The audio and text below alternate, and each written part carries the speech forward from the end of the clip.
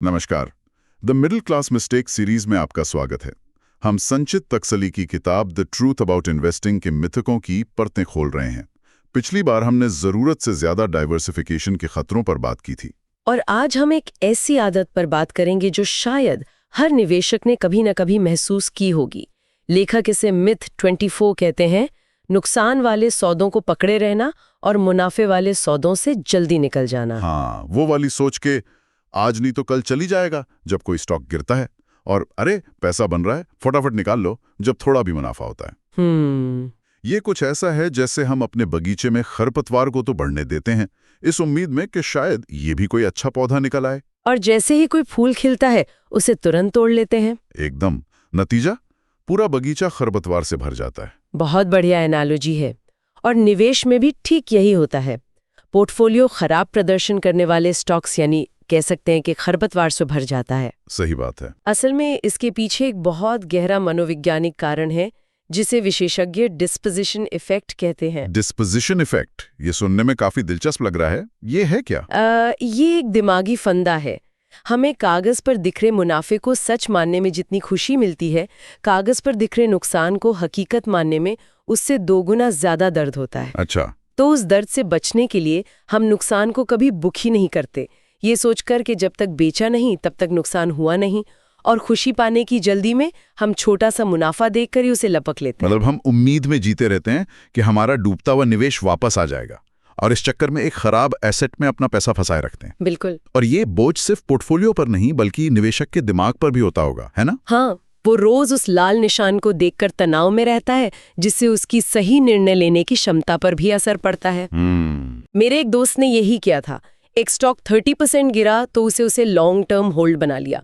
आज 5 साल बाद भी वो स्टॉक वहीं का वहीं है। ओह। जबकि उसी पैसे से उसने कोई अच्छा स्टॉक लिया होता तो शायद पैसा दोगुना हो गया होता। यहाँ से पैसा नहीं रुका बल्कि पैसे कमाने का मौका भी हाथ से गया। ये तो एक ऐसा चक्रव्यूह जैसा लगता है जिसमें निवेशक फंसता ही चला जाता है। तो क्या इससे बाहर निकलने का कोई रास्ता है? इस आदत को तोड़ा कैसे जाए? रास्ता है, लेकिन उसके लिए अनुशासन चाहिए। सबसे पहली और जरूरी बात है अपनी निवेश शैली को तय करना। क्या कोई शॉर्ट टर्म ट्रेडर है या लॉन्ग टर्म इन्वेस्टर?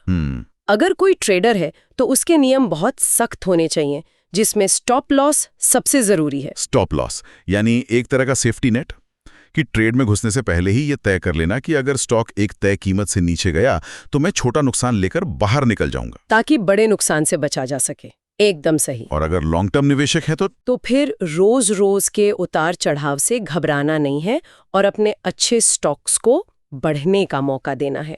यहाँ निवेशकों को खुद से कुछ सवाल पूछने चाहिए। जैसे क्या मेरा कोई शॉर्ट टर्म ट्रेड अब मजबूरी में लॉन्ग टर्म बन गया है? इस सौदे का जोखिम इनाम अनुपात क्या है? जोखिम इनाम अनुपात मतलब 1 रुपए कमाने के लिए मैं कितने रुपए का जोखिम ले रहा हूँ? हाँ, अगर कोई 100 रुपए का मुनाफा कमाने के लिए 500 रुपए दांव पर लगा रहा है तो ये खराब सौदा है।